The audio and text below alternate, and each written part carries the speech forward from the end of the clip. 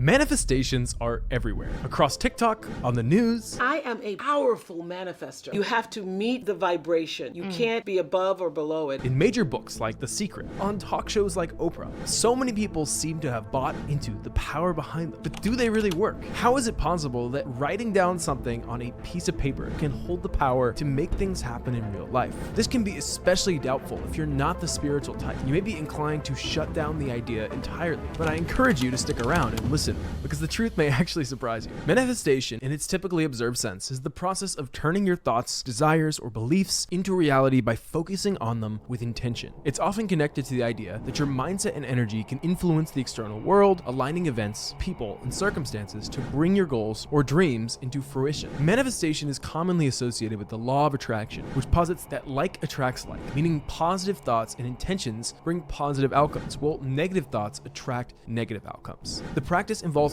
visualizing, affirming, and believing that what you desire is already on its way, sometimes combined with actions that help make those desires a reality. Now, to understand how manifestation actually works under the hood, it's important to understand two things: your self-image and your subconscious mind. So your brain is split into two parts: your conscious brain and your subconscious. Your conscious brain's job is to feed goals into the subconscious brain. We as humans have this super unique ability to pick our own goals and what we want to strive towards. When we set a goal in motion, it goes over to your subconscious brain, which serves as a goal achieving mechanism. Without even consciously thinking about it at this point, your subconscious brain will go to work at getting you there, processing through ideas, setting your mind in motion, and getting you closer towards the goal. Yes, most goals require physical conscious actions, but they are all driven by the track of the goal of the subconscious mind. But the thing is that most people don't consciously feed their subconscious any goals at all. And if you don't consciously put goals there, the subconscious will have nothing to strive towards. If goals of success are not in place, your subconscious will make failure the goal. How common do you think it is to never sit down and consciously go through your goals? For a lot of people, that's the reality. And even if you do it, how often do you do it? Once a year at the new year? Once a month? Once a week? Once a day? This is where the magic of manifestations happen. They're getting you to consciously think about what you want in your life. If you don't ever pull yourself out from being immersed in life to intentionally think about what you want and set goals for yourself, your subconscious will never get to go to work. By wiring, saying, and doing manifestations on a regular basis, you're keeping those goals in the forefront of your mind, keeping those subconscious gears turning and getting the most out of your brain that's possible. So manifestations first serve the purpose of triggering the goal in the mind. And while you can set goals the old-fashioned way by just writing them down in a goal list or thinking through them any way you please, manifestations are unique and uniquely powerful because they serve as constant reminders to your goal. A big element of manifestations is the repetition in it, writing something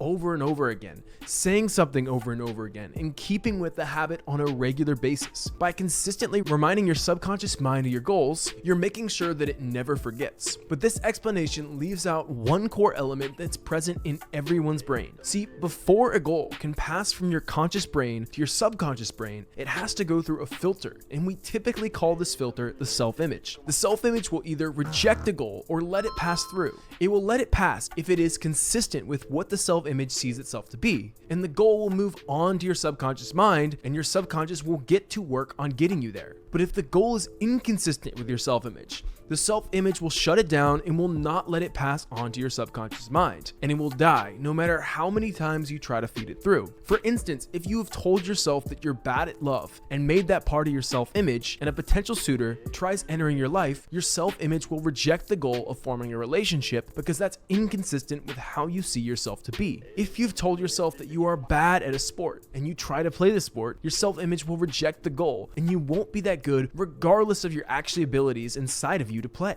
That's why confidence is one of the biggest things when it comes to athletes. While this can sound rather depressing, it's important to note that one of the biggest and most important things about the self-image is malleable, meaning it is open to change, meaning over time, your view of yourself can change. The student who sees himself dumb through a new lens friends becomes a stellar academic. The guy who grew up seeing himself as unathletic goes on to become a competing triathlete. The girl who sees herself as incapable of love goes on to have a loving family. All of these changes started with a change in the self-image. As soon as you can change your self-image to be congruent with your goal, then the goal can pass through. And these changes can happen over long periods of time, where different opportunities allow you to see yourself in a different light and perspective. But it's a lot easier to do over a much shorter time with concerted effort. See, not only is the self-image malleable, but it's unable to tell the difference between a vividly imagined event and a real one. So while you can wait for the event to strike you to convince your self-image that you're capable of love, you can instead vividly imagine yourself with those characteristics with enough intention that have the same effect on you.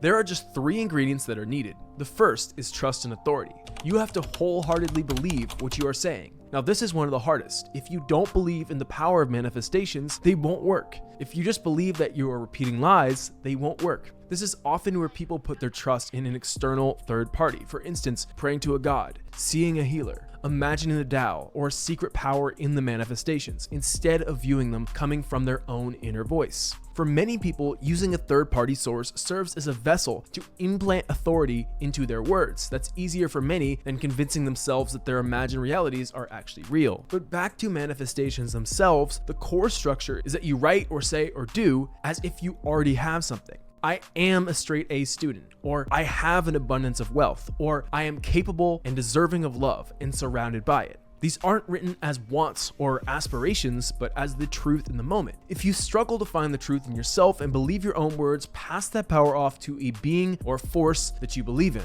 If you believe in religion, you can use God. If you believe in a spirituality, you can use that major force, the Tao, the universe, Mother Nature. If you believe in alternative medicine, you can use a healer. The only thing that matters is those words come from someone who you have given authority and trust. It's how the words of a parent or teacher against us, especially at a young age, can still harm us today. Those words came from authority and someone we trusted to be true. But now you can use this to your advantage. The second element is repetition, which what we've already talked about is one of the best and most important things about manifestation. Saying or writing something once is not enough to counteract years of building a self-image into your reality and all of the experiences to justify it. If you see yourself as clumsy and unathletic, you might have many examples upon your mind to call upon to justify that belief. It's not a quick process to overcome that, and that's why most manifestation methods involve writing or saying something over and over again, many times. It's a cliche journal image of seeing the same sentence written over and over again. But that's how manifestation works at its best. And as a regular, if not daily habit, reinstating this belief into the mind as frequently as possible and making sure to keep the authority with it too. Whether that's writing, speaking, doing, or all 3, the more you can implant it into the brain, the better. Now, the third element here is vividness. Starting with saying you have what you want and you are what you want to be is a great start, but for the most impact, you need to imagine the experience as vividly as possible. Let's take the affirmation, I am a millionaire, for example.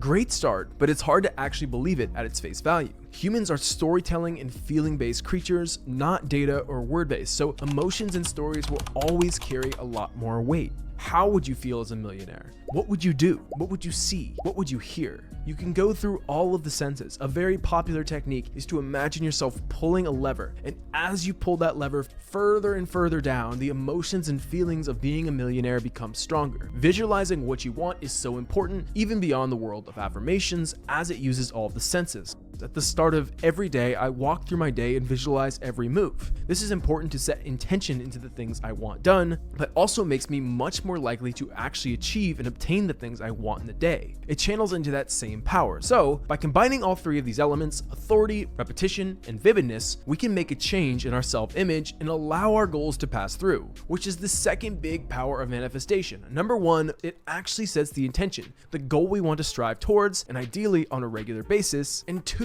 it changes our self-image and melds it into how we want it to be, to allow our goals to actually pass through by using present tense language, I have and I am. So how can you best manifest? The truth is, as I've alluded to, there are so many ways, and really it doesn't matter which way, as long as you keep the elements we've discussed: authority, repetition, and vividness. And if you have a method that helps you achieve all 3 of these, go for it. But I'll also give my method an example. You can do this speaking or writing, or ideally both. First off, I'll do do a little planning. What are the self-image characteristics that are most crucial towards my success and goals? When I've identified what they are, I'll first try to come up with a list of successes from my real life that back up and support those ideas in my self-image. A big success list. Then I'll clear the mind. I'll walk through everything pressing in my head so that I can be solely focused on the task at hand. And then I'll start writing down affirmations as they come to me, letting them flow, making sure I trust the authority in my head or utilize a third party I believe in, saying them to myself as I go. And every time I come across any doubt, I'll turn back to that success list and I'll imagine the event. If it's a real event, then I know I have to give it authority because I know it already happened. I'll imagine it as if it's happening in the moment. If I don't have a real event to reference, I'll come up with something and just imagine it as real as possible without allowing myself to doubt. This part is always challenging, but like anything, it gets easier with practice. I'll know I'm done when I've gone through my affirmations and I feel complete. And I'll do this on a regular basis. When I have a list I really like, I'll even turn it into a recording to listen back to, sometimes changing the voice or pitch so it doesn't just sound like it's coming from me. The truth is that manifestations do work, but only if you actually believe in the power. If you doubt the process, you lose the authority element in any power they might carry. But if you do, they can be the most powerful thing in the world to achieving your goals, so I hope you can make use of them too.